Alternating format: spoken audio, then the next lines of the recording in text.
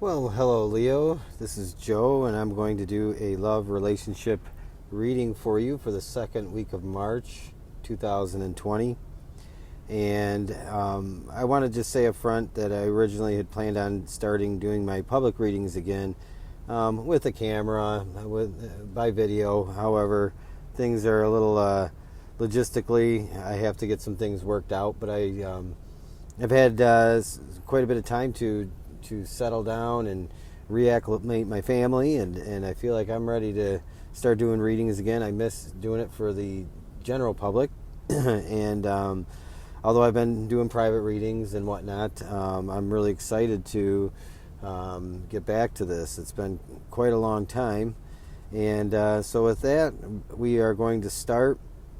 What I did is I have two different decks here. I have the Dreaming Way tarot for you, and I have the Tarot of Dreams, which I have used mainly to pull out some information regarding your person. Now, what I see in this reading is actually kind of there are two sides to what the two of you want, and I think that, well, first of all, if I start off with the Page of Swords, you have a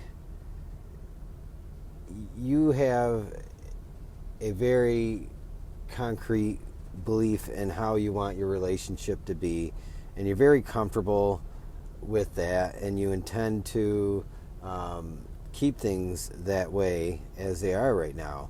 The Page of Swords could be about communicating your preferences and what you like and what you want right now, what you have going on in your life, and your relationship is probably one that's more casual and not quite as serious as the other person would like. You have the Hierophant here, and you probably are, I'm getting the feeling, invested heavily in your work and advancing things materially in your life.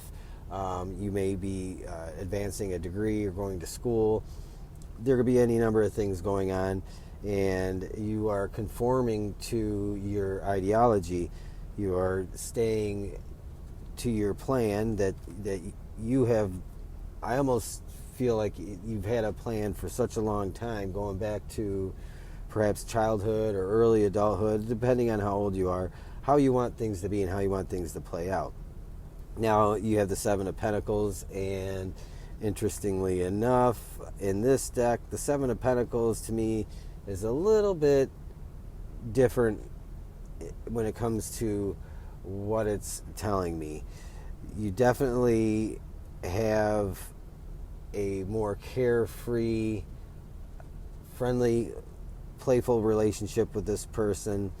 You are committed and devoted to them, but your commitment at this point you do not want that commitment moving past where it is at right now. You have a degree of playfulness and a degree of really just wanting to maybe indulge in yourself a little bit and spend time just being yourself and being you without being 100% committed to the confines of a very serious relationship. You have the Six and the Seven of Pentacles, so that is in itself is you are waiting to see the things that you have set out to do really to come and materialize, and you've passed this point where you've been overly perhaps giving of your time and your resources. You've spent a lot of time perhaps nurturing and taking care of this relationship, and you are now wanting to do more for yourself. And that's just the way that this comes out to me. That's just the way that the feeling that I get from you. Your person, though, on the other hand, is definitely first of all, overall, the Ten of Coins comes up, and that Ten of Coins is about really wanting it all. It's almost, it can be very similar to the Ten of Cups in a lot of respects, but this person has big dreams and big ideas for your relationship. They want to cultivate and give to your relationship. They have also additionally the Seven of Coins and the Six of Coins. So it's kind of, you have two different ideas, and what you want to give and what this person wants to give to the relationship are not the same thing. The Queen of Swords and the Two of Swords for your person, they are very much conflicted. They want to try and convince you to see things their way with regards to how they want this relationship to move forward. They have the Eight of Cups, and this is, to me, more about doubts they're feeling, the overall turning their back on, perhaps they're not getting what they want. It's not progressing in the direction that they want. And so they may very well decide that they need to reevaluate and walk away. They are very conflicted because they do want much more from this relationship. However, I don't see them giving up anytime soon. The Faith card comes out for your person. I think that they will continue to struggle with this relationship dynamic. They want probably more than you want at this point, and so there may be this second week of March some struggle in this relationship. They may be pushing you for more, and you may be pushing back for wanting to just let things flow freely and progress naturally, and they may want to command more of your time and your efforts and your resources, your energy.